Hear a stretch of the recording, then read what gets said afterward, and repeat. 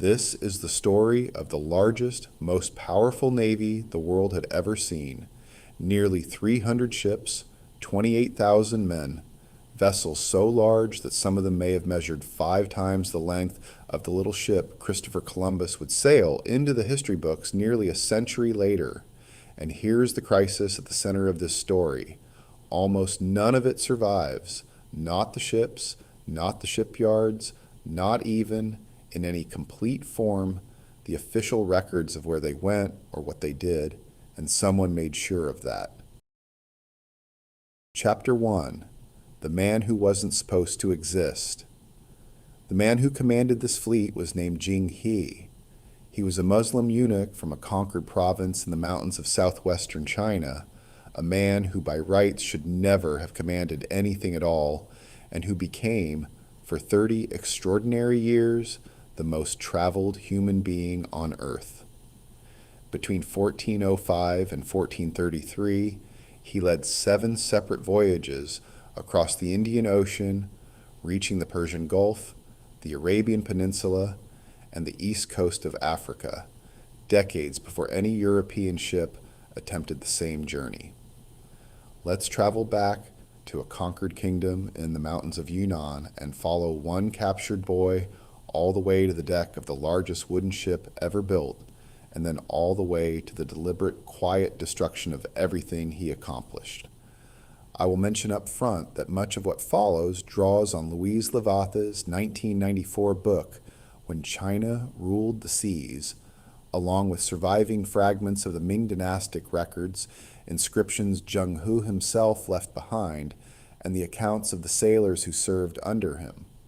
I'll flag it clearly wherever a claim is disputed or unconfirmed, because this is a story where an unusual amount of the evidence itself was destroyed on purpose, and where the size of these ships in particular is still genuinely argued over by historians today.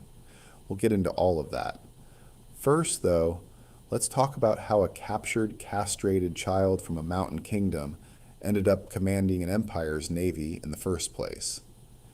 He was born around 1371 in a village near Kunyang in Yunnan province in the far southwest of China, and he was given the name Ma He. His family were Hui Muslims, and his father, by tradition, had made the pilgrimage to Mecca, earning the honorific Haji that was recorded alongside his name. It's important to consider what that detail actually meant at the time. Yunnan was not yet part of Ming China when Ma He was born. It was one of the last remaining strongholds of Mongol rule, a frontier region the new Ming Dynasty had not yet managed to conquer, which meant this eventual admiral of China's navy was born, in a real sense, on the wrong side of the empire he would go on to serve. That changed in 1381, when Ming armies finally swept into Yunnan to crush the last Mongol resistance there. Ma He, about 10 years old, was captured. According to one often repeated account, a Ming general found the boy on a road and demanded to know where a fleeing Mongol commander had gone. He answered defiantly that the man had jumped into a lake. The general took him prisoner anyway. What happened next was a common and brutal practice for young male war captives of the period. He was castrated and made a eunuch, then placed in the household of one of the emperor's sons, a young prince named Zhu. I want to sit with that for a second, because I think it's easy to let a sentence like that slide past without absorbing what it actually cost this 10-year-old boy. He lost his home, his family, and his body's future, all in the same conquest, all before he'd had any say in any of it. Everything that follows in the story, the ships, the voyages, the giraffes, the palaces, the 30 years of unprecedented global reach, all of it happens because of a violent, coercive practice inflicted on a captured child. I don't think that fact cancels out what Zheng He went on to accomplish, but I do think it belongs in the story from the very first sentence, rather than being politely skipped over the way it often is. Zhu, the Prince Ma he was placed with, was 11 years older, and by every surviving account, the two of them formed a genuine bond. Ma He grew into what contemporary descriptions call a strikingly large, imposing man, 7 Chinese feet tall by some measurements, with a voice, one account says, that rang out like a bell. He accompanied Zhu Di on military campaigns against the Mongols along China's northern frontier and proved himself, again and again, to be both physically fearless and quietly brilliant at logistics, the unglamorous but essential skill of moving large numbers of men, animals, and supplies without everything falling apart. Let me explain why that particular skill matters so much to this story. Command charisma gets remembered. Logistics is what actually wins wars and, later, what actually gets 300 ships and 28,000 people safely across an ocean and back. Zheng He would spend the rest of his life being extraordinary at exactly the kind of work that rarely makes it into the history books at all.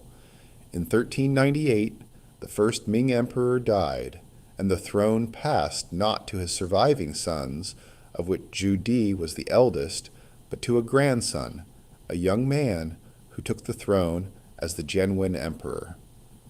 Almost immediately, the new emperor began stripping power from his uncles, the various regional princes Zhu Di included, fearing, not without reason, that they posed a threat to his rule.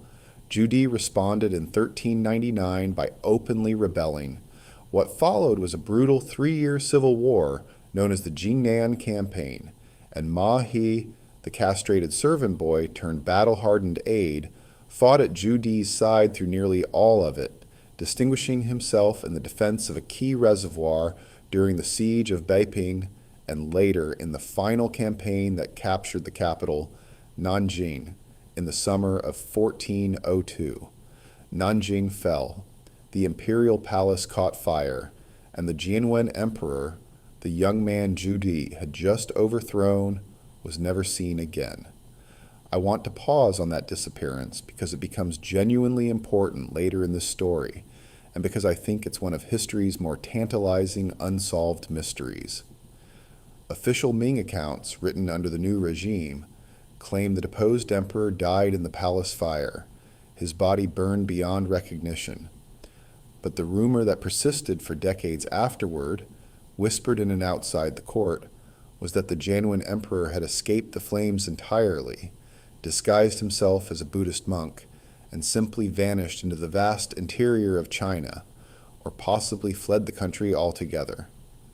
Nobody, to this day, actually knows which version is true.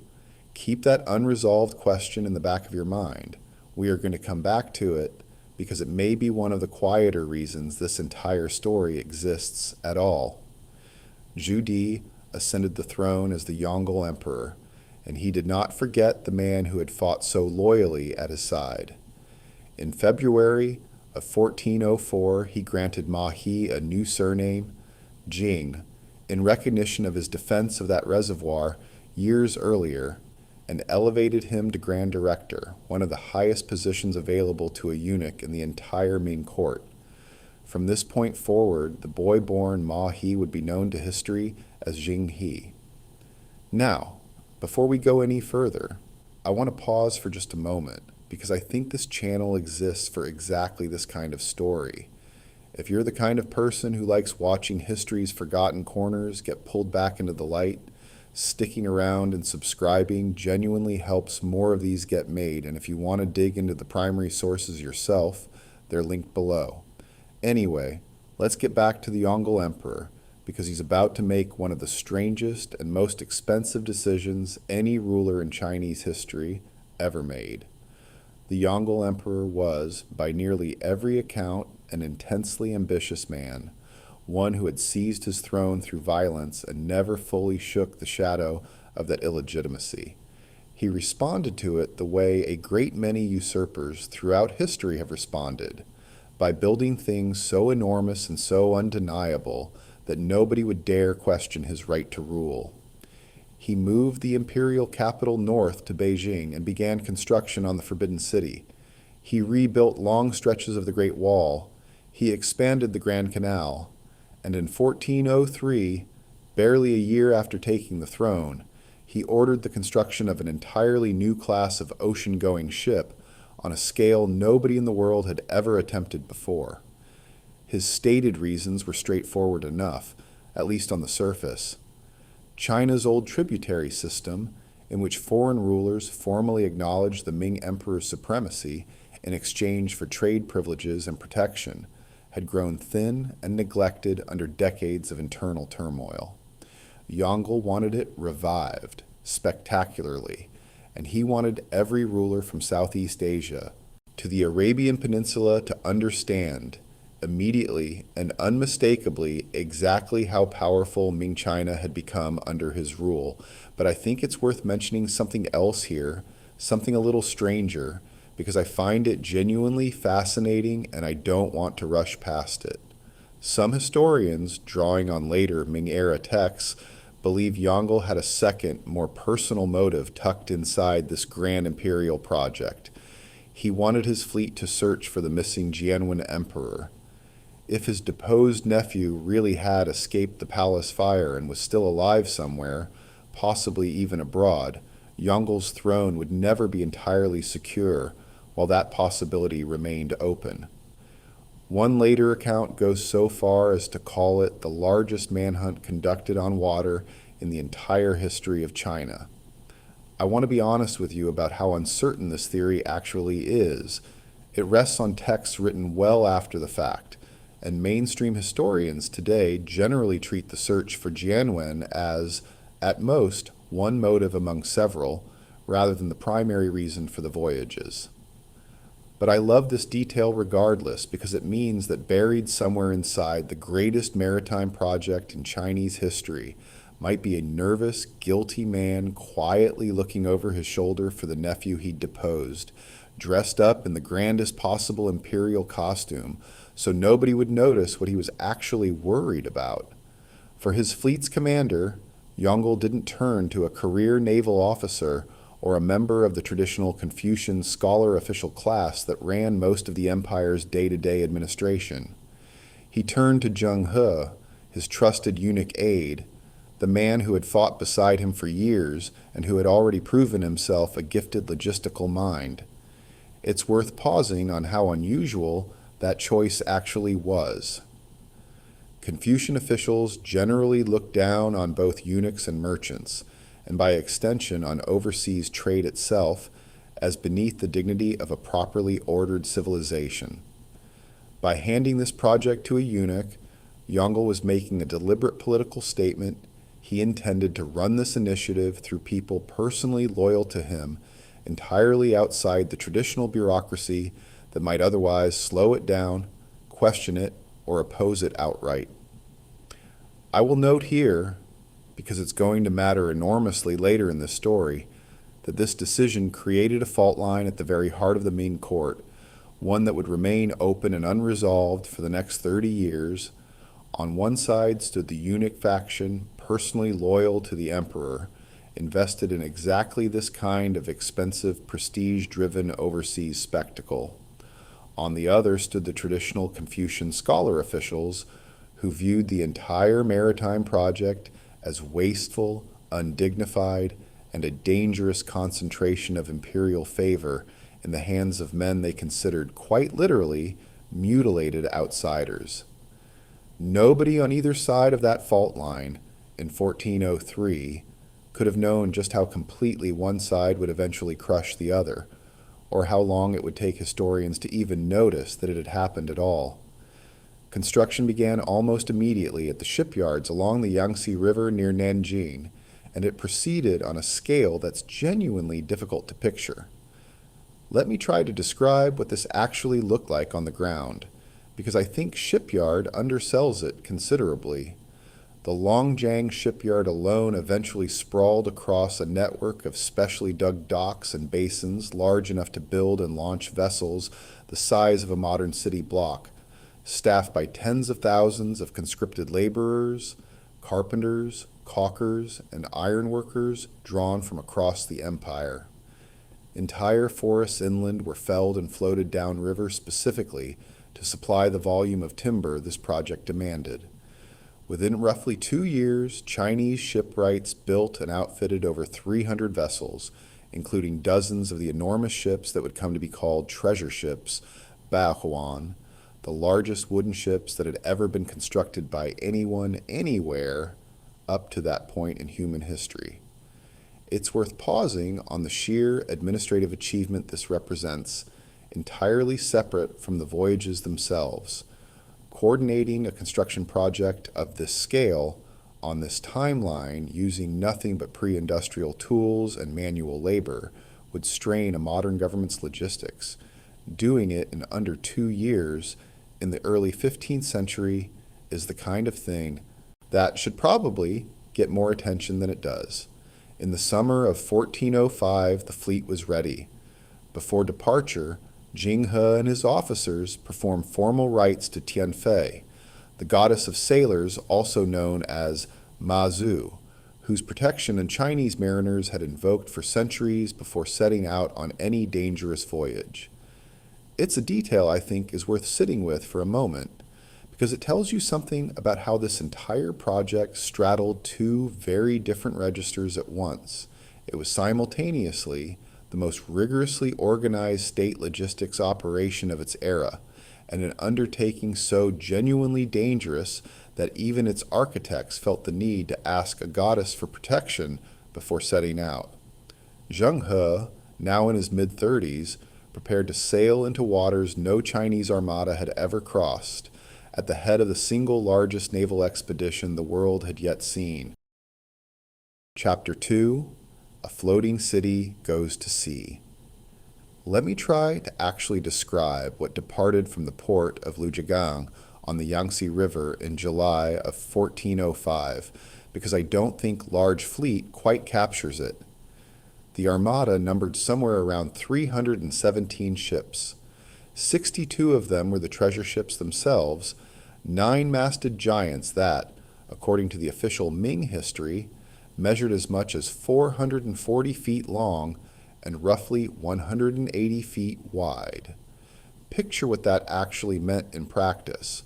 Multiple decks stacked one above another, cabins for the ranking officers, and honored foreign guests finished with the same care as a palace apartment back in Nanjing, cargo holds deep enough to carry years' worth of silk, porcelain, and lacquerware without ever touching the ship's essential ballast, and enough open deck space that soldiers could drill, horses could be exercised, and entire diplomatic ceremonies could be conducted without anyone needing to go ashore first. Surrounding them sailed an entire supporting ecosystem: 8-masted horse ships carrying cavalry mounts and building supplies, 7-masted grain and water ships, 6-masted troop transports, fast patrol boats bristling with cannon, and vessels dedicated entirely to housing the fleet's blacksmiths, carpenters, and physicians. All told, the fleet carried somewhere close to 28,000 people. To put that in perspective, when Christopher Columbus set sail 87 years later, he commanded 3 ships and roughly 90 men. Before we continue, I do want to pause here because I think honesty about the numbers actually makes this story more interesting, not less.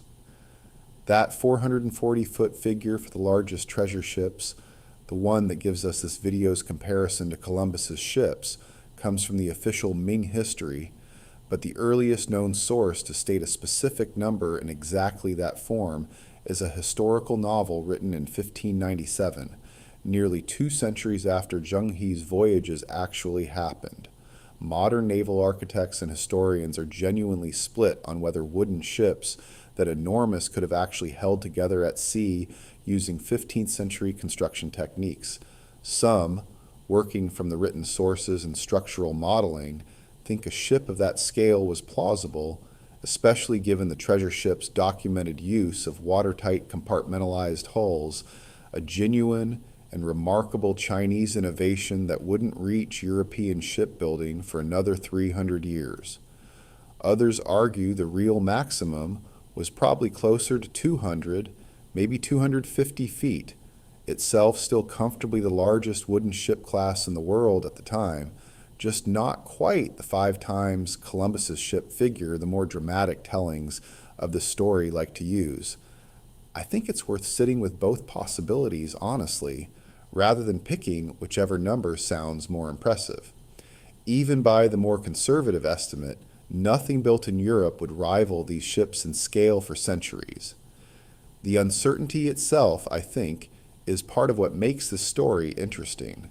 We are talking about a civilization that built something so far beyond its era's baseline that we're still arguing 600 years later about exactly how big it actually was. You see, the fleet's entire purpose, at least on paper, was not conquest and not colonization. It was something the Ming court called the tributary system, an elaborate ritual of diplomacy in which foreign rulers formally acknowledged the Chinese emperor's supremacy, the mandate of heaven, and received in exchange trading privileges, political protection, and enormously valuable gifts. Wherever Zheng He's fleet made landfall, the pattern repeated. A delegation went ashore bearing silk, porcelain, and gold, presented the local ruler with formal greetings from the Yongle emperor, and invited that ruler, or an envoy on his behalf, to return with the fleet to China and pay tribute in person. The ships themselves carried an almost absurd quantity of trade goods on every voyage, thousands of bolts of fine silk and embroidered cloth, cotton textiles, iron tools, raw gold, salt, tea, and porcelain packed by the crate, enough that a single treasure ship's cargo hold alone likely represented more portable wealth than most of the kingdoms it visited had ever seen, concentrated in one place. It's a genuinely different model of expansion than the one most viewers will be familiar with from European history. Nobody was planting a colonial flag. Nobody was seizing farmland or founding permanent settlements. The goal was symbolic submission and trade access, not territorial conquest, at least according to how the Ming court itself understood the mission. I will mention, because I think it's a small but genuinely important detail, that none of this diplomacy would have been possible without an entire specialized corps of interpreters and translators traveling with the fleet, since Zheng He and his officers needed to communicate with dozens of different languages and courts across 2 oceans.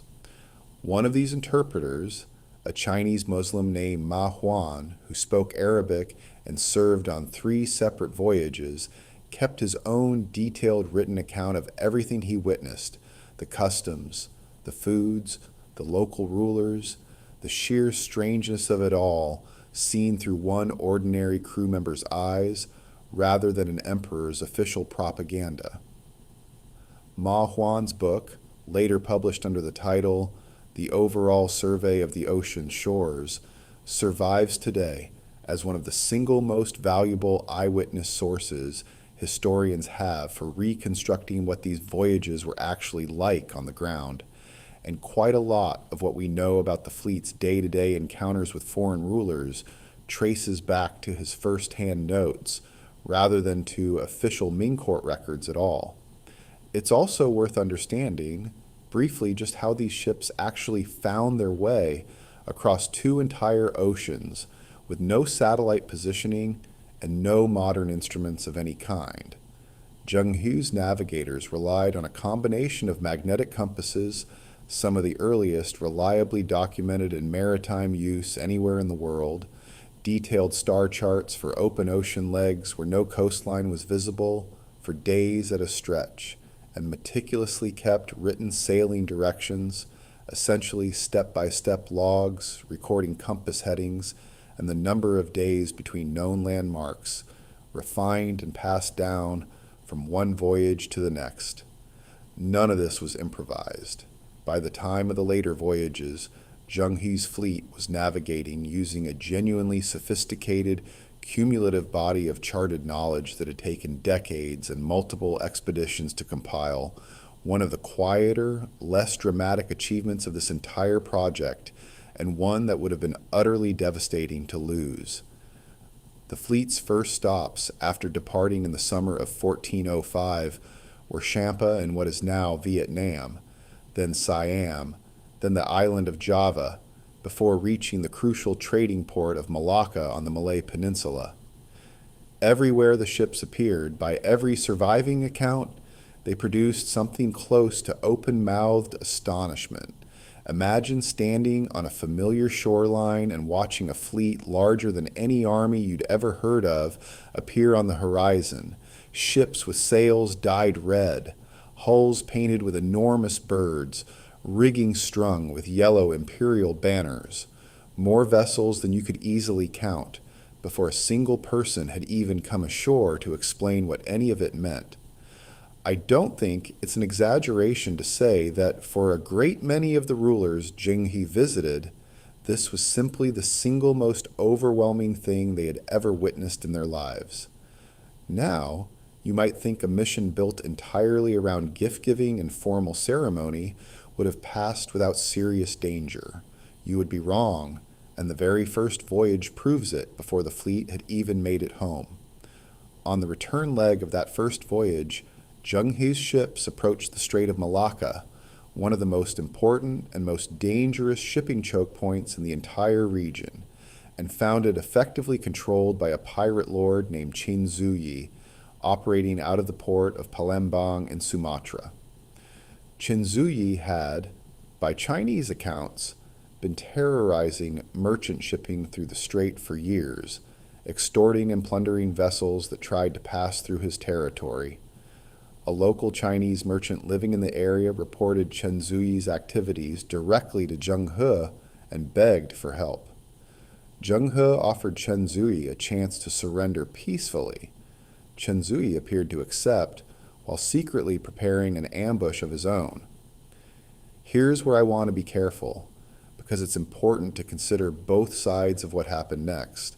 Chinese accounts describe Qin Zuyi purely as a pirate, a criminal preying on honest traders, but it's also true that extracting tolls and duties from ships passing through a controlled strait was, in many Southeast Asian port kingdoms of this era, simply how legitimate local rulers finance their own governments. Some modern historians have pointed out that Qin Zuyi may have simply been doing what any regional strongman in his position did, and that pirate was at least in part a label of convenience applied by the much larger power that wanted his territory pacified on its own terms.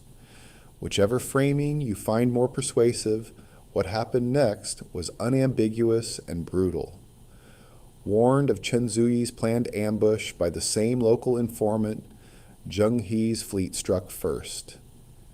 In the resulting battle at Palembang, Ming forces killed some 5,000 of Qin Zuyi's men, burned 10 of his ships, and captured 7 more. Qin Zuyi himself was taken alive, dragged back to Nanjing in chains, and publicly executed. I think it's worth sitting with this for a moment because it's the first sign, right at the very start of the story, that the peaceful, purely ceremonial image of these voyages was never quite the whole truth. Zheng He's fleet absolutely could and did conduct diplomacy through gift-giving and formal ceremony, wherever that approach worked.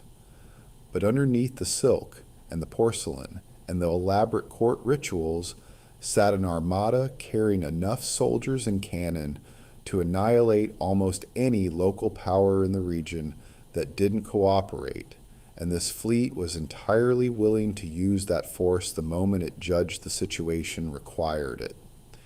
Keep this early battle in mind.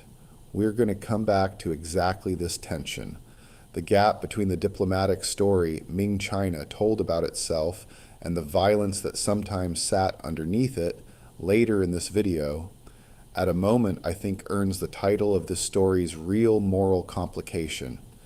The fleet returned to Nanjing in the autumn of 1407, and by any measure, the first voyage was judged a resounding triumph. A dangerous pirate lord had been eliminated, a crucial trade route secured, and multiple foreign rulers had returned to China bearing tribute and formal recognition of the Yongle Emperor's authority.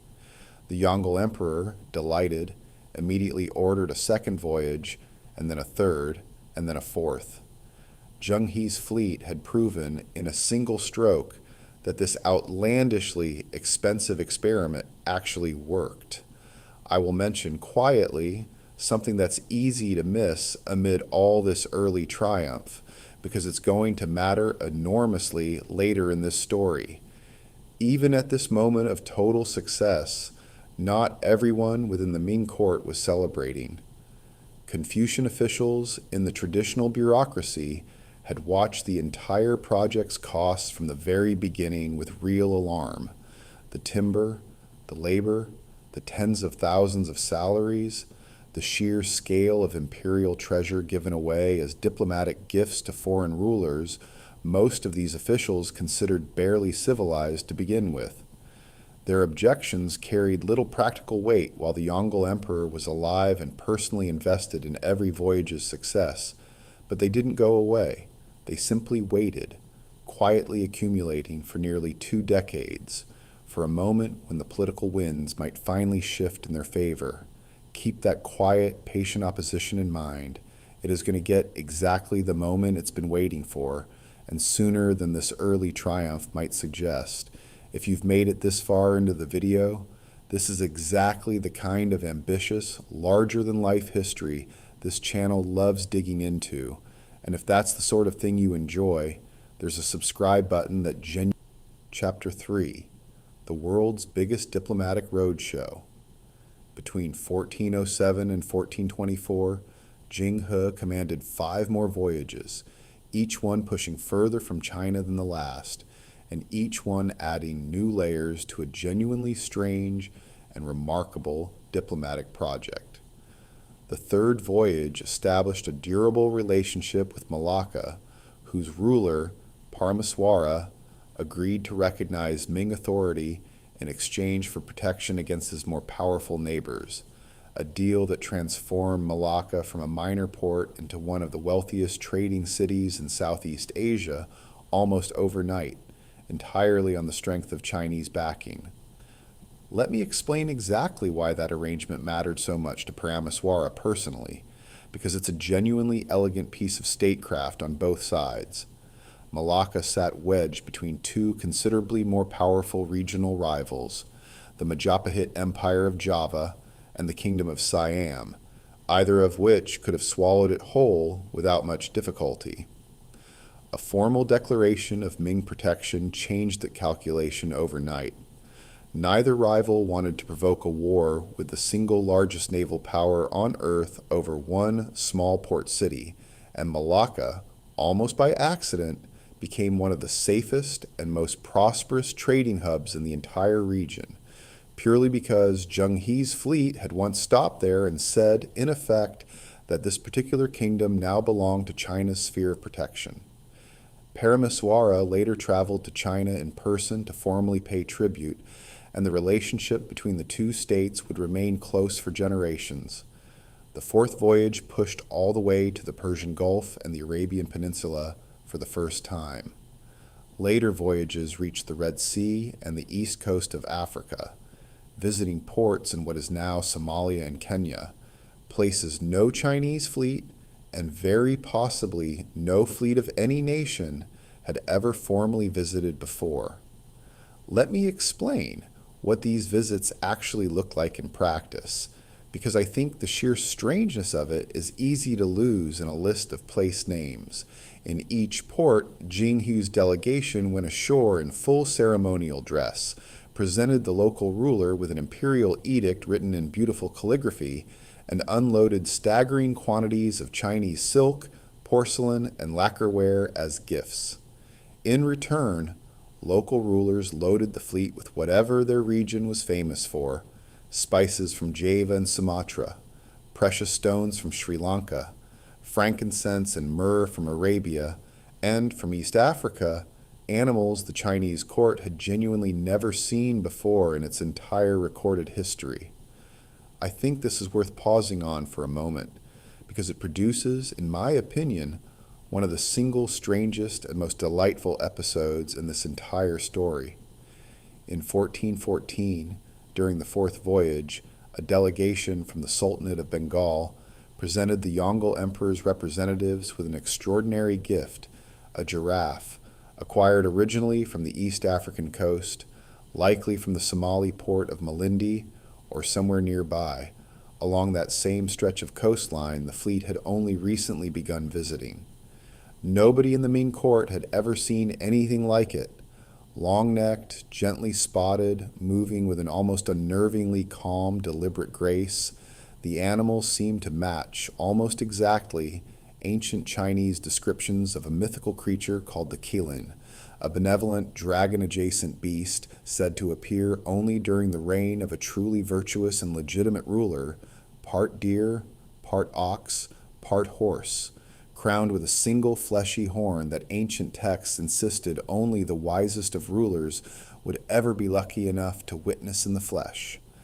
Try to picture the scene at court when this animal was finally led into the square in front of the Hall of Supreme Harmony. Officials from the Ministry of Rights, tasked with identifying exactly what this creature actually was, apparently went pale and began murmuring the word qilin almost before the animal had finished walking into view.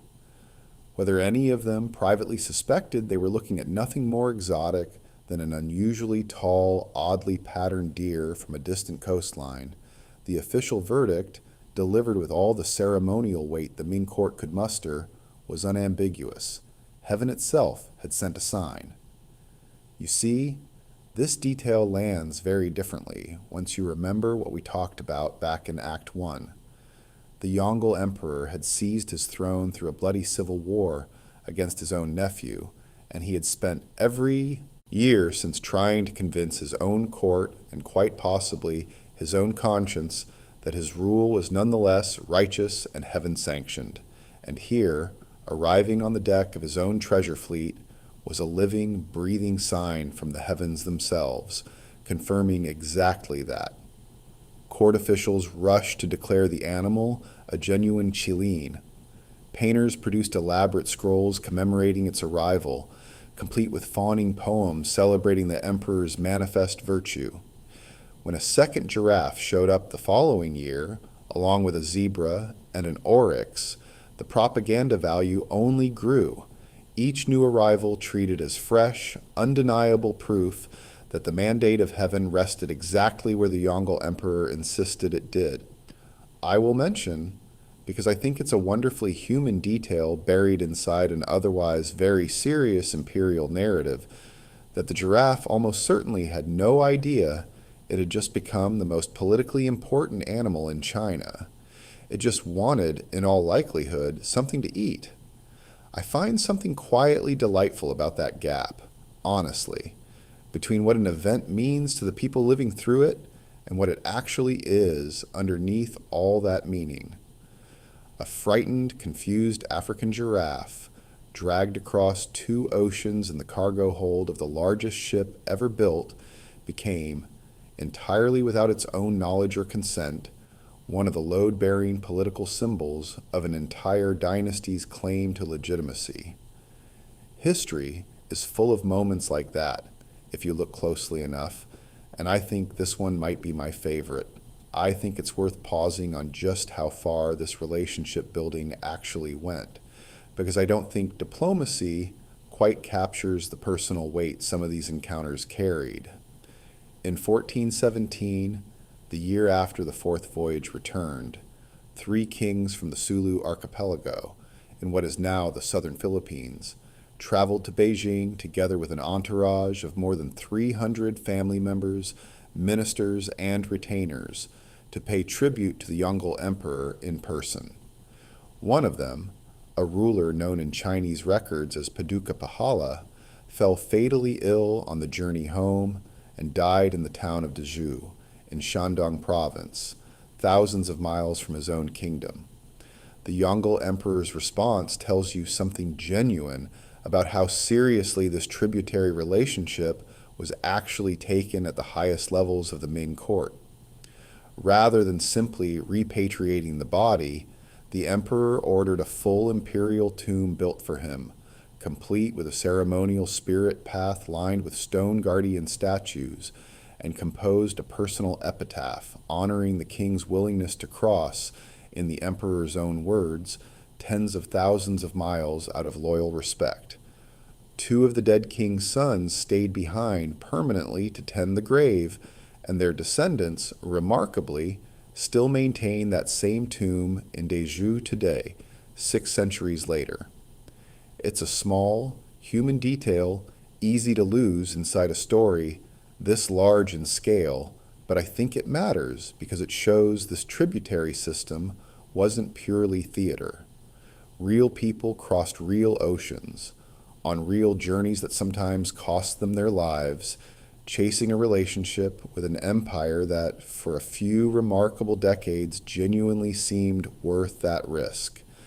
Now, here's where the story's tone needs to shift, because not every diplomatic encounter on these voyages went nearly this well. I think it's worth pausing on one particular object here because it survives to this day, and I think it captures something genuine about how Zheng He approached these encounters when they went well. During an earlier stop in Sri Lanka, in February of 1409, Zheng He had a stone tablet carved back in Nanjing and carried across the ocean specifically to be erected there, inscribed in 3 separate languages, Chinese, Tamil, and Persian, each addressed to a different god, praise and offerings to the Buddha, to Allah, and to the Hindu deity worshipped locally as Tenavarai Nayanar, an aspect of Vishnu. It's a genuinely remarkable document, a Muslim admiral serving a nominally Confucian empire, formally honoring 3 entirely separate religious traditions on a single stone in the language of each community that practiced them, apparently in complete sincerity. The tablet was lost for 5 centuries, used of all things as a plain paving stone over a drainage culvert until a British engineer rediscovered it by accident in 1911. It sits today in the National Museum in Colombo, one of the few physical objects from these entire 7 voyages that still exists exactly as Zheng He left it, and I think it's worth remembering, especially given what happens next, that this same fleet was capable of exactly this kind of patient, genuine, multi-faith diplomacy when circumstances allowed for it. In 1411, during the 3rd voyage, Zheng He's fleet arrived in Ceylon, the island we know today as Sri Lanka, for what was supposed to be a routine diplomatic call. Instead, according to Chinese accounts, the local ruler, a king named Alagakunara, attempted to lure Zheng He into a trap, planning either to kidnap the admiral outright or to plunder the fleet's treasure while its guard was down. What happened next tells you something important about what this diplomatic mission was actually prepared to do when threatened.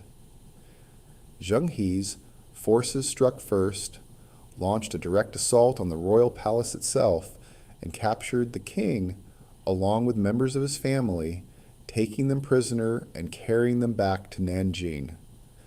I want to sit with this one carefully, because I think it's the clearest single moment where the flattering, purely peaceful version of this story runs directly into an uncomfortable historical fact.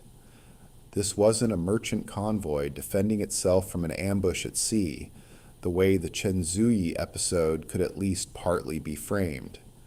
This was an invasion of a sovereign palace, the violent removal of a reigning monarch, and the transport of a foreign royal family back to China as prisoners of a rival power, all carried out by a fleet whose entire stated purpose was peaceful, tributary diplomacy rather than conquest. It's important to consider what this actually tells us about Zheng He himself, the man this whole story is built around. He was, by every account, a genuinely skilled diplomat, capable of building lasting, mutually beneficial relationships with foreign rulers who cooperated, as the Malacca relationship shows clearly. But he was also entirely willing, when a local ruler resisted or threatened Ming interests, to remove that ruler by force, seize his family, and treat an entire kingdom's government as something to be rearranged whenever it suited the empire he served. I don't think this makes Zheng He a villain. I think it makes him something more honest and more useful for us to actually sit with, a brilliant, ambitious servant of an expanding empire, operating exactly the way brilliant, ambitious servants of expanding empires generally do, with genuine goodwill toward those who cooperated and genuine, overwhelming violence available for those who didn't. The Yongle emperor, for what it's worth, eventually released the captured Sri Lankan king and installed a more cooperative ruler in his place, a regime change carried out from 3,000 miles away by a fleet that the rest of the story likes to remember, understandably, for its giraffes and its silk instead. I want to mention one more of these incidents because I think the pattern matters more than any single example, and because it happened only a few years after Sri Lanka, which tells you this wasn't an isolated lapse but something closer to standard operating procedure whenever the fleet judged it necessary. In 1415, on the return leg of the fourth voyage, Zheng He's fleet stopped in northern Sumatra at the kingdom of Samudera, where a man named Sekundar had recently seized the throne from a ruler the Ming court had already formally recognized. Zheng He had explicit orders: restore the legitimate king and treat Sekundar as an unrecognized usurper. Sekundar, apparently feeling snubbed at receiving none of the fleet's customary gifts, gathered what one account describes as tens of thousands of troops and attacked the Chinese forces directly. He lost decisively. Zheng He's men pursued him and his family to a nearby port, captured all of them, and carried Sekundar back to Nanjing, where the Yongle emperor had him executed. 3 separate incidents now, across 3 separate voyages: a pirate king killed for resisting Ming authority over a trade route, a sovereign ruler's palace stormed and his family taken prisoner, and a usurper's entire family captured, and the man himself executed on the emperor's order. I think it's worth naming plainly what this pattern actually adds up to. The tribute system Ming China described to itself, and the version of this story most retellings prefer, was one of peaceful exchange between equals, silk and porcelain, traded for gratitude and symbolic submission. The reality, at least in these 3 cases, was that Ming China possessed the single most powerful naval force on Earth and was entirely willing to use it to depose rulers, seize royal families, and execute anyone who resisted, whenever doing so served the empire's interests. Diplomacy, backed by nothing, is a request. Diplomacy backed by 300 ships and enough soldiers to storm a palace is something closer to an offer nobody was really in a position to refuse. Let me pull back from the battles for a moment because I think it's worth remembering there was an actual human being holding all of this together across 3 decades, and his life away from the fighting was, in its own way, just as remarkable. But before I do, I want to paint one more scene, this time not from a foreign shore, but from China itself, because I think it's easy to forget what these voyages actually look like from the perspective of the people who never left home at all. Imagine living in Nanjing during one of the years a fleet returned. Word would travel ahead of the ships themselves, and crowds would gather along the riverbanks to watch dozens of foreign kings and envoys dressed in clothing nobody in the capital had ever seen before, paraded through the streets toward the imperial court, trailed by porters carrying spices, gemstones, and, on at least 2 occasions, animals that genuinely did not look like they belonged on the same planet as anything in a Chinese farmer's field. For an ordinary resident of Nanjing with no reason to ever leave the province they were born in, these processions were very possibly the single most direct evidence they would ever personally witness that a wider world existed at all, one their own emperor apparently commanded the respect of.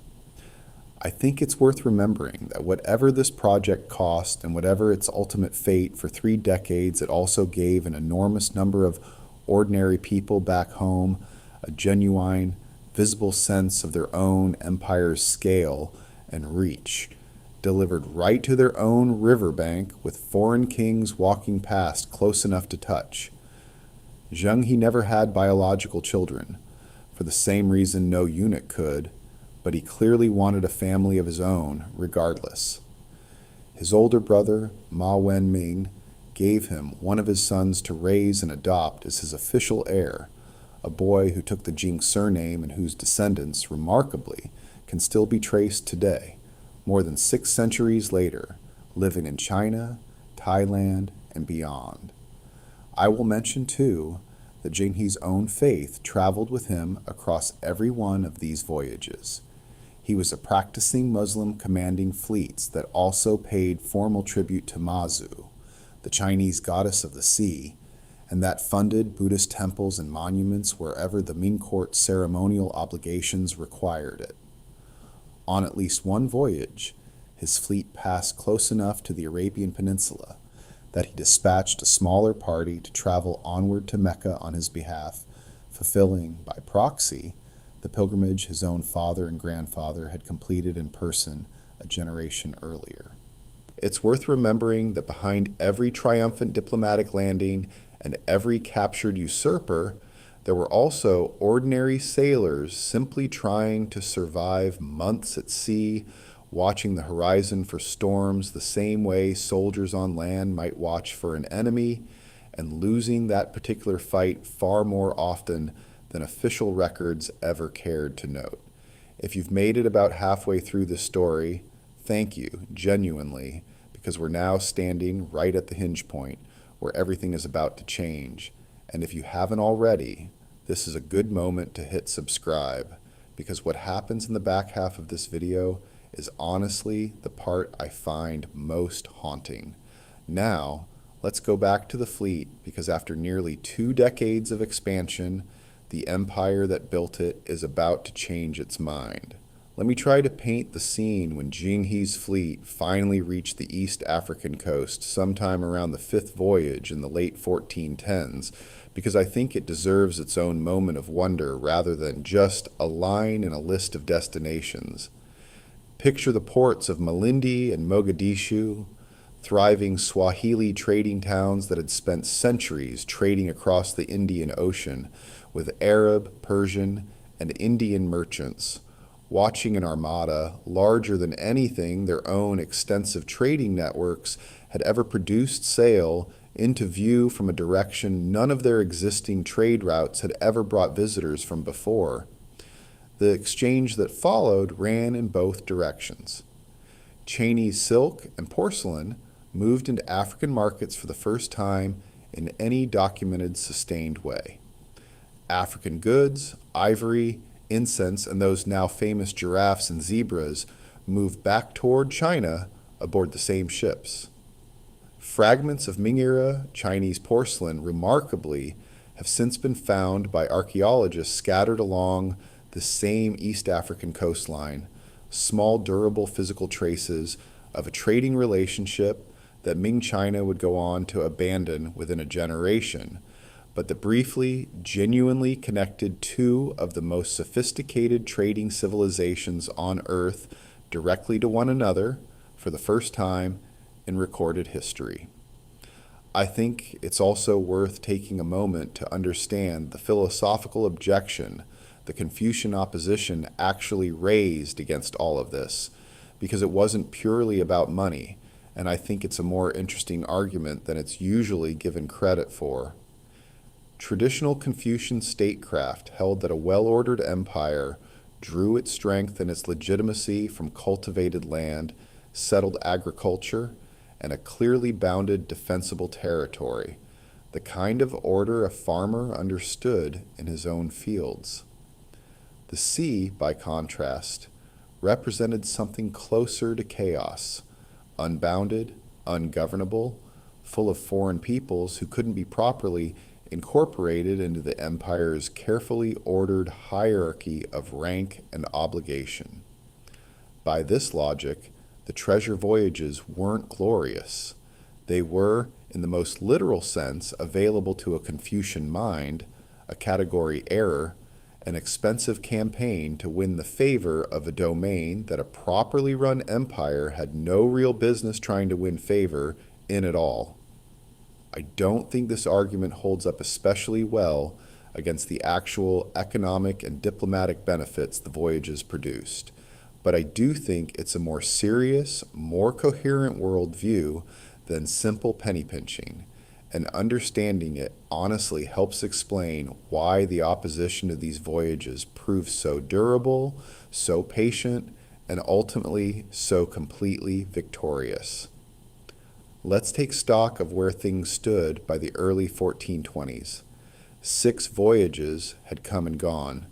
Zheng He had crossed the Indian Ocean more times than any human being in recorded history up to that point. Chinese silk and porcelain were flowing into ports from Java to the Swahili coast. Dozens of foreign rulers had visited the Ming court in person, and the Yongle Emperor's prestige, at least within the tributary system he'd revived, had never stood higher. You might think, given 3 decades of triumph, that this program had become an unstoppable, permanent feature of Ming government, too successful and too prestigious for anyone to seriously threaten. But no, the entire project was standing on a single aging man's personal enthusiasm, and in 1424, that man died. I think there's a strange, almost poetic symmetry worth noting here, one I don't think the sources themselves ever draw out, but that I find hard to ignore once you see it. The Yongle Emperor did not die peacefully in his palace, surrounded by the grandeur he'd spent 2 decades building. He died in a military campaign tent on the way home from his 4th and final expedition against the Mongols, worn out by exactly the kind of restless, relentless ambition that had built the treasure fleet in the first place. The man who had sent Zheng He to the horizon of the known world again and again could not, in the end, stop pushing outward himself, and it was that same refusal to simply rest that finally caught up with him on a dusty road back to Beijing, far from the sea he'd never personally sailed. Keep that image in mind. 9 years later, his fleet's admiral would die the exact same way, in the field mid-mission, refusing to let age keep him from one more horizon. Whatever you make of the Yongle Emperor's legacy, and it is genuinely a mixed one, he and the man he chose to command his navy shared, right down to the manner of their deaths, an identical inability to simply stop reaching. The Yongle Emperor's death set off exactly the crisis the eunuch faction had always quietly feared, and the Confucian scholar officials had always quietly hoped for. His son and successor, who took the throne as the Hongxi Emperor, had spent years watching his father's reign from close up, and he had drawn very different conclusions about it than his father had.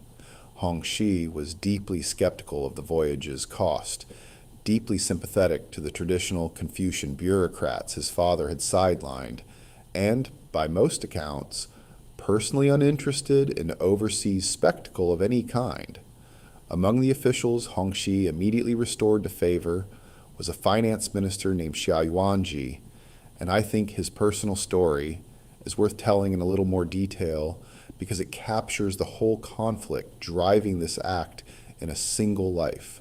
Xia Yuanji had spent years as one of the Yongle Emperor's own senior ministers, watching the treasury drain to pay for the treasure fleet, for renewed wars against the Mongols, and for the wholesale relocation of the imperial capital to Beijing all at once.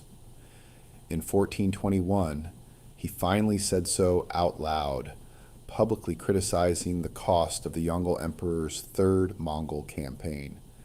The emperor's response was immediate and severe. Xia Yuanji was thrown in prison, where he remained for the rest of Yongle's reign, a blunt demonstration of exactly how little tolerance the old emperor had for anyone questioning his spending, no matter how senior or how correct that critic might have been. When Hongxi took the throne in 1424, one of his very first acts was to release Xia Yuanji and restore him to office, a clear, unmistakable signal about which direction the new reign intended to take. On September 7th, 1424, the very same day he formally took the throne, the Hongxi emperor issued an order halting all future treasure voyages, effective immediately. Zheng He, at that moment away on a diplomatic mission to Palembang, returned home to discover that the entire 30-year project he had built his life around had simply been switched off in a single administrative sentence on the very first day of a new reign. I think it's worth pausing here because I want to be honest about just how abrupt and how total this reversal actually was. This wasn't a gradual winding down.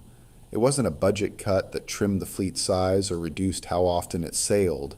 It was an immediate, complete halt delivered on day one of a new emperor's reign by a ruler who had clearly been waiting for the chance to make exactly this decision the moment he had the authority to make it. Whatever momentum 30 years of triumphant voyages had built, it evaporated in a single afternoon. Zheng He did not disappear from public life entirely. Hongxi, despite his hostility to the voyages themselves, still valued Zheng He's administrative talents, and in 1425 appointed him defender of Nanjing, a senior post overseeing the old southern capital's garrison, and notably keeping the mothballed treasure fleet moored there under his nominal care, rather than simply scrapping it outright. It's a strange, almost melancholy image if you sit with it. The most traveled admiral in the history of the world, at this point in his 50s, reassigned to guard duty over a fleet of ships that had once carried him across half the known world and that were now simply floating quietly at anchor, going nowhere. Hongxi's reign turned out to be remarkably brief. He died less than a year into his rule, in the summer of 1425, and the throne passed to his son, who took the name Xuandi. For several years, nothing about the maritime program changed. The ship stayed anchored. Zheng He stayed in Nanjing. The Confucian officials who had celebrated Hongxi's decision assumed, reasonably enough, that the age of the treasure fleet was permanently over. I will mention one detail from these quiet years because I think it says something about how the Ming court tried to keep a man of Zheng He's talents occupied even with no fleet left for him to command. In 1428, the Xuande emperor assigned him to oversee construction of the Dabaoan Temple, an enormous Buddhist monastery complex in Nanjing crowned by a 9-story glazed porcelain pagoda that would go on to be considered by many later travelers one of the genuine architectural wonders of the medieval world. It's a strange kind of consolation project, if you think about it. The most traveled admiral alive, a man who had negotiated with kings on 4 continents, spending years of his later life managing the construction of a tower instead. He completed it in 1431, the same year Xuande finally handed him one more fleet to command. I don't think it's a coincidence that the temple was finished at almost the exact moment his real life's work was handed back to him. It reads, if you squint, like a man being kept quietly busy until the people who actually mattered decided whether he'd ever get to go back to sea again. You might think that assumption would prove correct. It very nearly did. But in 1430, in a decision that genuinely surprised his own court, the Xuande emperor overruled the prevailing bureaucratic consensus and ordered one final voyage. His reasons appear to have been part nostalgia for his grandfather's era of imperial grandeur, and part practical necessity. Several tributary relationships his father had allowed to lapse needed active repair. Foreign envoys stranded in China for years needed to finally be escorted home, and the tributary system Yongle had built required at least one more grand gesture to keep from collapsing entirely.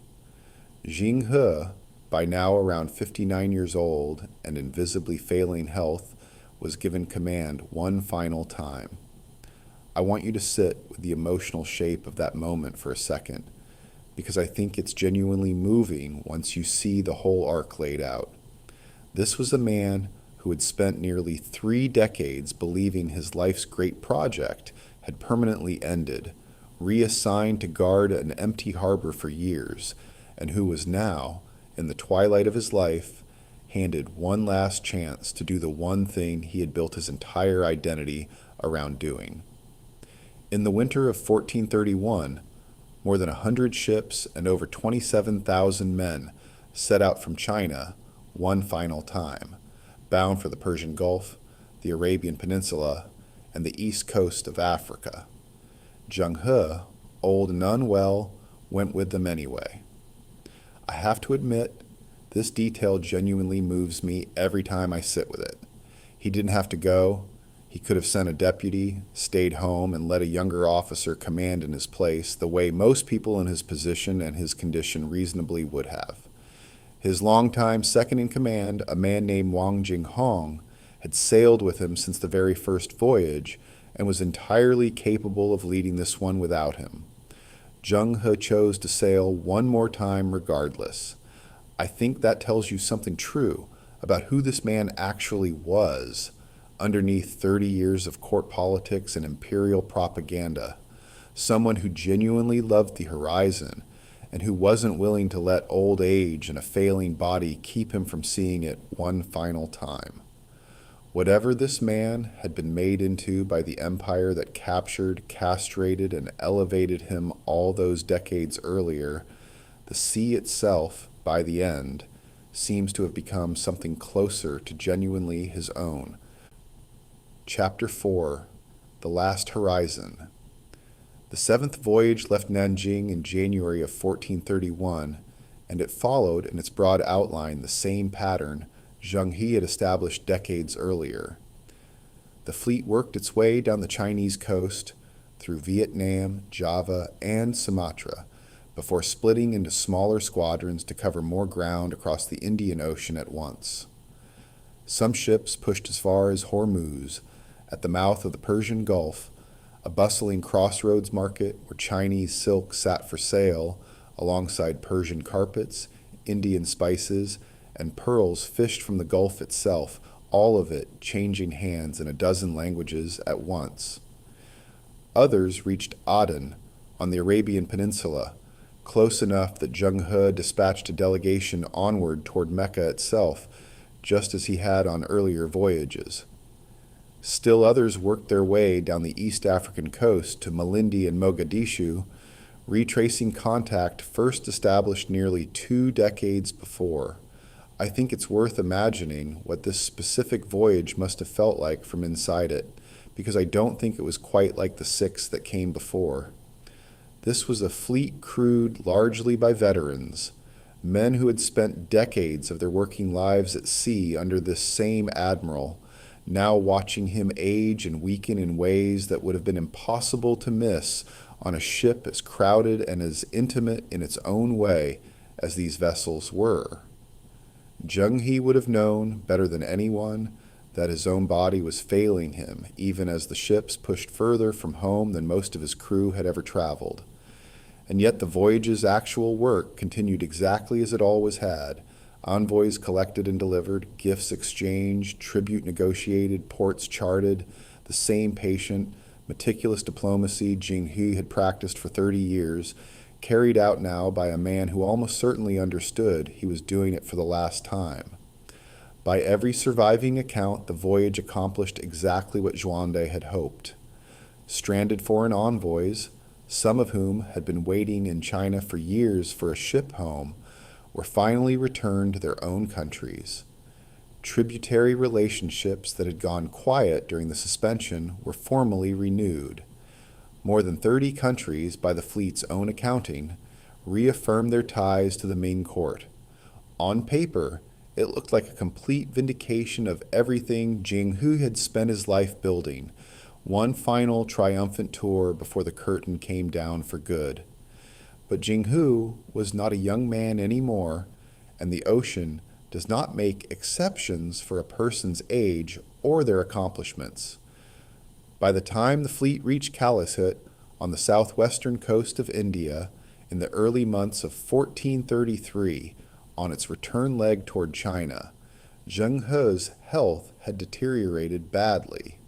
He was around 62 years old, decades past the point where most sailors of his era, let alone most admirals, still went to sea at all. Most accounts agree that he died there, at Calicut, or very shortly afterward on the voyage home, sometime in 1433. Exactly where and exactly when remains slightly uncertain even now. A small number of later sources place his death a year or two later, back in Nanjing, though the great majority of the historical record points to that final Indian coastline as the place his extraordinary life actually ended. Calicut itself carried its own quiet resonance for a voyage like this one. It had been one of the very first great trading ports Zheng He's fleet ever formally visited decades earlier, a city Huan's own written account describes in loving, detailed terms, and it would go on, just a few decades later, to be the exact port where Vasco da Gama's ships would finally make landfall on the same coast, opening Europe's own age of Indian Ocean trade.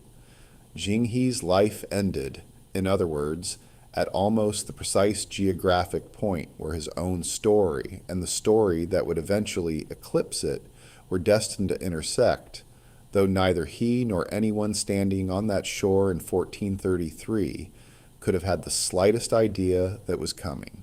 Following Muslim custom and the tradition of the sea he had spent 30 years crossing, Zheng He was buried at sea off the Malabar coast, in the waters of the very ocean he had done more than any human being alive to chart, connect, and understand. I want to sit with this moment before we move any further, because I think it deserves real weight. This was a man who began his life as a captured child in a conquered province, stripped of his family and his body's future by an empire that saw him as spoils of war. He turned that stolen life into something almost unimaginable. 7 voyages, tens of thousands of miles, contact with more of the known world than any single human being before him had ever personally witnessed. And now, at the very end, the ocean took him quietly, the way it takes so many sailors, far from the mountains of Hunan where his story had started 62 years earlier, far from the palace in Nanjing where he'd spent his middle years, alone in the specific way that death at sea always is, surrounded by men who had followed him because they trusted him, and who now had to figure out, without him, how to sail an entire fleet home. They did. The remaining ships regrouped, completed the voyage, and returned to China later that year, carrying with them the tribute, the envoys, and the news that the greatest admiral in the history of the world would not be coming home to hear how the story ended.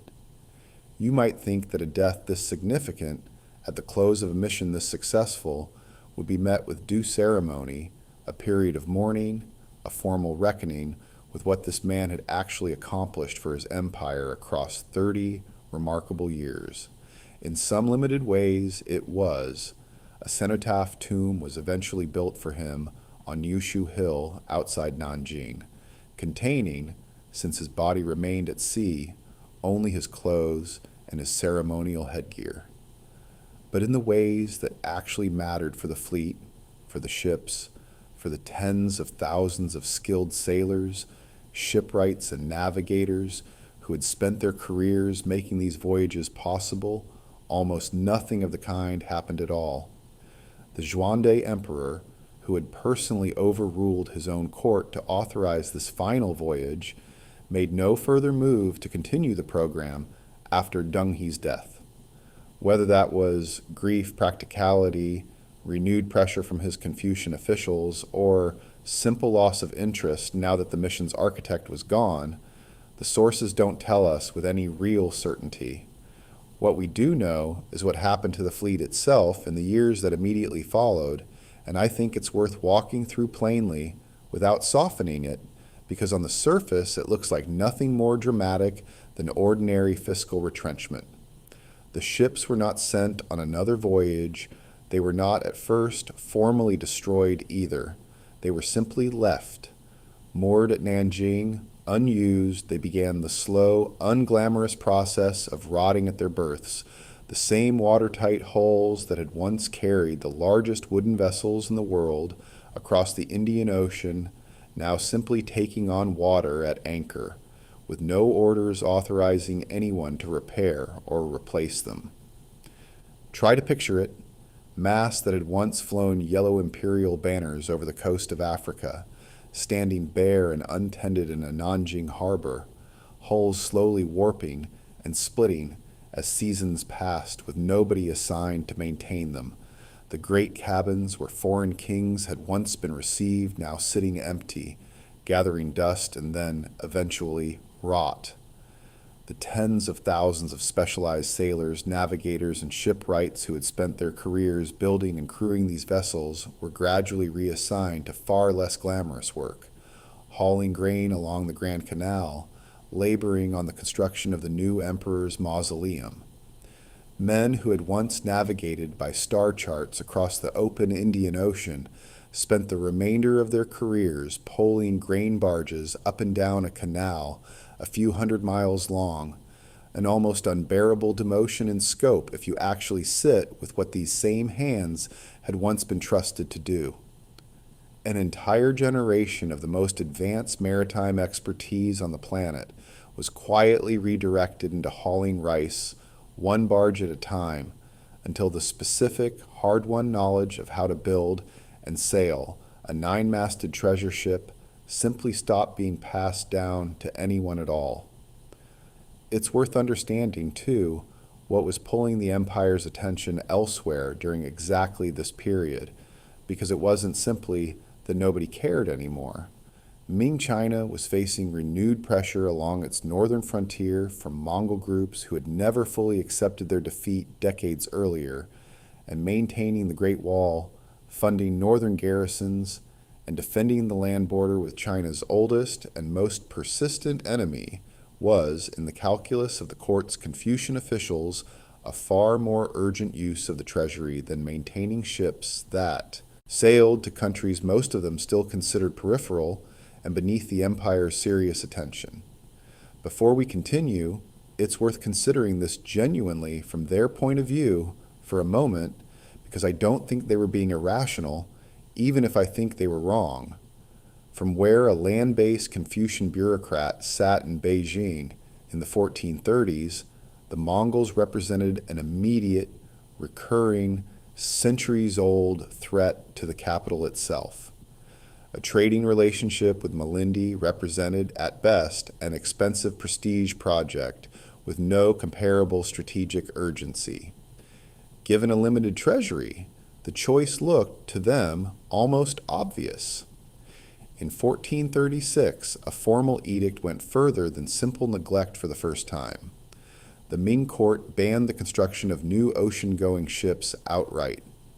Existing vessels could, in theory, still be repaired, but the specialized workforce capable of doing that repair work was, by this point, already scattered across canal barges and mausoleum construction sites, their skills atrophying with every passing year they spent doing other work instead.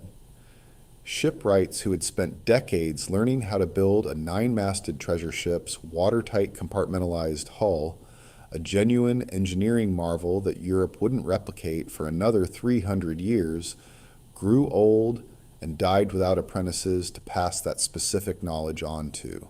It's a strange, quiet way for a body of world-leading technical knowledge to disappear, not through some dramatic single event, but through simple neglect, one retired craftsman at a time, until the specific expertise required to build a ship of that scale simply no longer existed anywhere in China at all. I think it's worth pausing here because on its own, this part of the story could genuinely be read as simple neglect, an expensive program that outlived its most powerful champions, slowly starved of funding and attention the way expensive government programs so often are in any country, in any century. That is certainly how it's often told. A remarkable achievement, the story goes, that simply couldn't outlast the individual ambitions that had built it, fading away the way so much of history quietly fades through indifference rather than intention.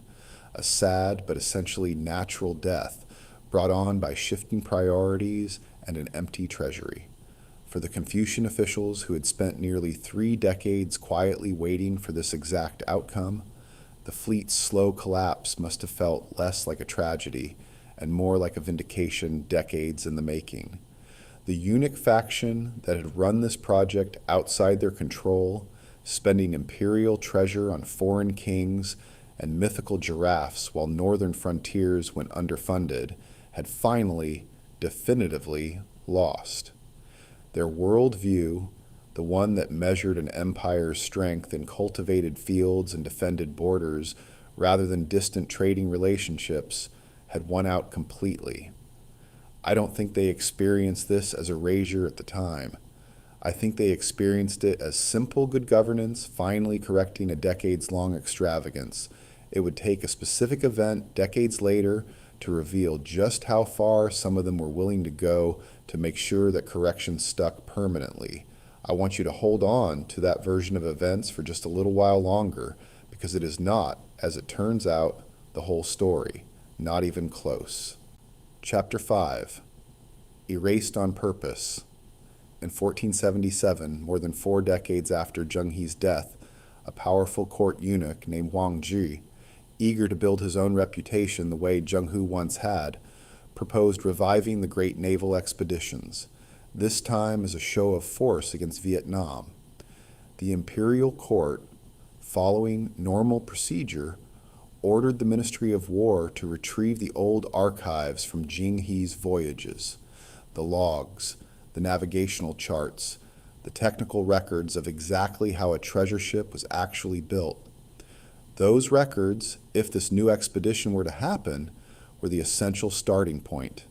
Without them, an entire generation's worth of hard-won maritime knowledge would have to be rebuilt from nothing. The official responsible for locating those archives was a mid-level war ministry official named Levathes. He could not find them, or so he claimed. According to the most widely repeated version of this story, drawn from later Ming era texts, Levathes had, in fact, found the archives and had deliberately hidden or destroyed them himself, specifically to prevent this new expedition from ever getting off the ground. When his superior pressed him about the missing records, Levathes reportedly offered a justification that has survived in one form or another across several later Chinese sources, that the old voyages had squandered enormous sums of the empire's money and grain for little genuine benefit, that they amounted to what one account calls deceitful exaggerations of bizarre things, and that even if the old files still existed, they ought to be destroyed anyway, specifically to stop any future emperor from ever being tempted to repeat what he considered a very expensive, very dangerous mistake. I want to be genuinely careful here, in the way this entire story has tried to be careful with anything uncertain, because this exact episode is itself a matter of real historical dispute. The story of Levathes burning or hiding the archives comes to us secondhand, through texts written after the fact, and no contemporary document actually describes the destruction happening in real time. A small number of modern researchers have questioned whether the burning happened at all, suggesting the records might simply have been lost, misplaced, or scattered through ordinary bureaucratic neglect over 4 decades, with Levathes' dramatic confession added later as a colorful explanation for a much more boring administrative failure.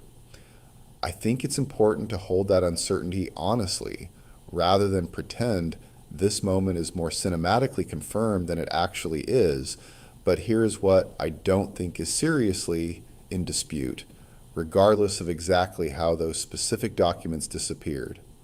The broader pattern surrounding this episode is not uncertain at all.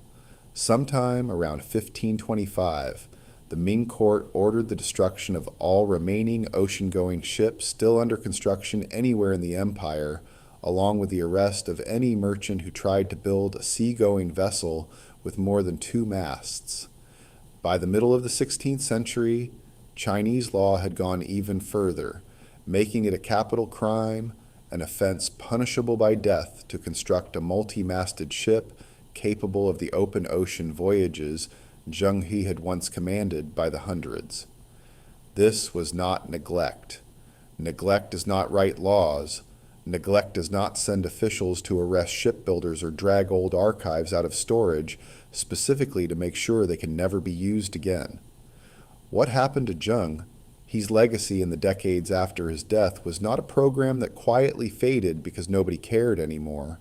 It was a program that a specific faction within Ming China's government worked deliberately and repeatedly across multiple decades to make absolutely certain could never happen again. I think this is the moment this entire story has actually been building toward, and I want to say it as plainly as I can. China did not lose its place as the dominant maritime power on Earth because of some natural disaster, some catastrophic naval defeat, or some slow, inevitable technological decline that left it behind the rest of the world. China built the single most advanced, most far-reaching navy the planet had ever seen, sent it further than any fleet in human history had yet traveled, and then, through a specific, ongoing human political choice made repeatedly by specific officials with specific names across multiple decades, dismantled it, banned its replacement, and did everything in their power to erase the very possibility that anyone might try to rebuild it. This wasn't collapse, it was policy. And I think that distinction changes everything about how we should actually feel about what comes next. Because here's the part that I find genuinely, quietly devastating, and it's the twist this whole story has been circling from the very first minute. Just over 60 years after Zheng He's death in 1497, a small fleet of Portuguese ships under Vasco da Gama rounded the southern tip of Africa and sailed up its eastern coast, the same coastline Zheng He's treasure ships had visited generations earlier, before continuing on to India. Da Gama commanded a grand total of 4 ships.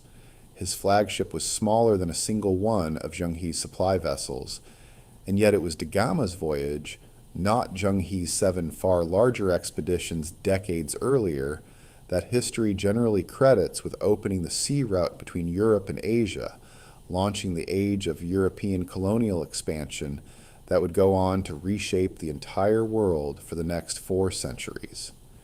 You see, this is not a coincidence of timing so much as a direct consequence of the choice we just walked through. The Indian Ocean trade routes. Zheng He's fleet had mapped, secured, and dominated for 30 years, did not disappear once China withdrew from them.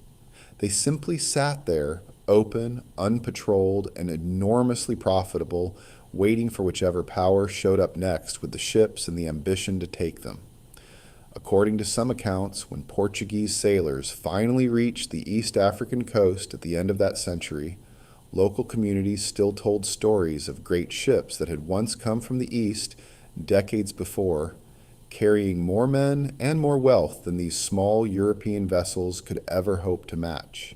China had already been there.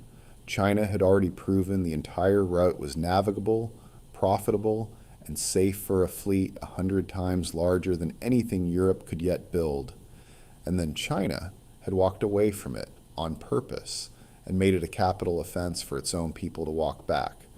I don't think it's an exaggeration to call this one of history's genuine what-ifs, and I don't think dwelling on it is idle speculation either, because we know concretely what the alternative looked like.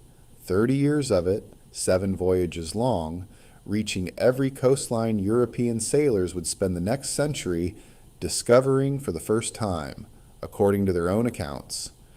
Whether a continued Ming presence in the Indian Ocean would have prevented European colonization, reshaped it, or simply added a third competing empire to the mix, Nobody can say with any real confidence. What we can say is that the option was never seriously tested because the people who could have kept it open chose, deliberately and repeatedly, to close it instead. Let's take stock of what became of everyone in this story, because some of these endings are stranger and some of them considerably more hopeful than you might expect. The Jianwen Emperor, the deposed nephew whose disappearance may have quietly haunted the entire maritime program from its very first voyage, was never definitively found. No credible historical record ever surfaced confirming either his death in the 1402 palace fire or his survival afterward. If Zheng He's voyages really were, in part, the largest manhunt conducted on water in Chinese history, they failed, or at least left no confirmed trace of success behind. That question remains exactly where it started 600 years ago, unresolved and very likely unresolvable, one of the quieter, unsolved mysteries sitting at the root of one of history's largest maritime undertakings. The treasure ships themselves rotted at their moorings in Nanjing, unrepaired and unreplaced until nothing seaworthy remained. No wreck of a true treasure ship has ever been conclusively identified by modern archaeologists, which is part of why the exact size of these vessels remains genuinely disputed to this day, the same uncertainty we talked about back near the start of this story. The specialized shipbuilding knowledge that had made them possible, the watertight compartmentalized hulls, the nine-masted rigging, the sheer scale of the engineering, faded out of practical use within a generation and was never fully recovered. Zheng He himself very nearly vanished from official Chinese memory entirely. For nearly 5 centuries, mainstream Chinese historical writing treated him, at best, as a minor curiosity, a eunuch admiral from a brief and faintly embarrassing episode of imperial extravagance, exactly the kind of episode the Confucian scholar officials who eventually wrote most of the Ming Dynasty's official history had spent their careers arguing against in the first place. It's a strange, almost self-fulfilling irony. The same faction that erased his fleet also, in large part, got to write the history books that decided how little space he deserved in them. But Zheng, he was never actually forgotten everywhere, and I think this is one of the most genuinely moving parts of his entire legacy. Across the ports he had visited generations earlier, particularly among Chinese communities that settled permanently in Southeast Asia in the centuries that followed, Zheng He became something closer to a folk saint. In Semarang, on the island of Java, a temple called Sam Pukong stands today on a site local tradition holds Zheng He himself once visited, venerated by Muslims, Buddhists, and Taoists alike, a genuinely rare kind of shared devotion. Similar temples and shrines exist across Malaysia, Indonesia, and the Philippines, kept alive for centuries by communities with no reason to care what any Ming bureaucrat back in Nanjing had decided about the value of his voyages.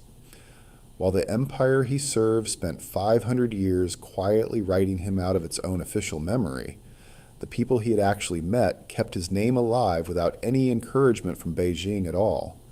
It took the 20th century and a growing wave of serious historical scholarship to bring Zheng He back into anything like his proper place in the broader story of world history.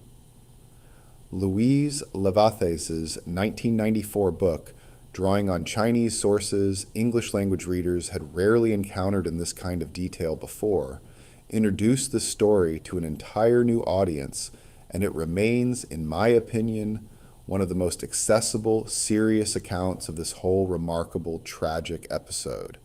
In China itself, Zheng He has, in recent decades, been actively reclaimed as a symbol of the country's own deep and legitimate maritime history, a rehabilitation that carries its own present-day political weight I won't pretend to fully untangle here, but that at the very least means a 600-year-old injustice against his memory is finally, if imperfectly, being corrected. Now, here's what I want to leave you with, because I genuinely think it's the whole point of telling this particular story at all. We tend to tell the history of global exploration as a story of technological limits, empires that simply couldn't go further because they hadn't yet built the ships, hadn't yet learned the navigation, hadn't yet developed the ambition to try. Zheng He's story breaks that narrative completely. China had already built the ships. China had already mastered the navigation decades before Europe would. China had already sailed further in bigger fleets with more people than any nation on earth would manage again for centuries. And then a specific group of people with specific names in a specific court made a specific deliberate choice to shut the door, lock it, and, as best they could manage, burn the key. The tragedy of Zheng He isn't that China lacked the capability to shape the coming age of global exploration. It's that China built that capability first, more completely than anyone else on Earth, and then chose, on purpose, to walk away from it. Right before the rest of the world walked through the door, China had already opened and left standing ajar. I find something quietly haunting in that, honestly, in a way that's different from most of the erased and forgotten stories this channel usually covers. This isn't a story about someone denied credit for what they built. It's a story about an achievement so complete, so far ahead of its time, that the people who inherited it decided the safest thing to do with it was make sure it could never happen again. Thank you, sincerely, for spending this time with me and with Zheng He. I hope you're well, wherever you are. Goodbye.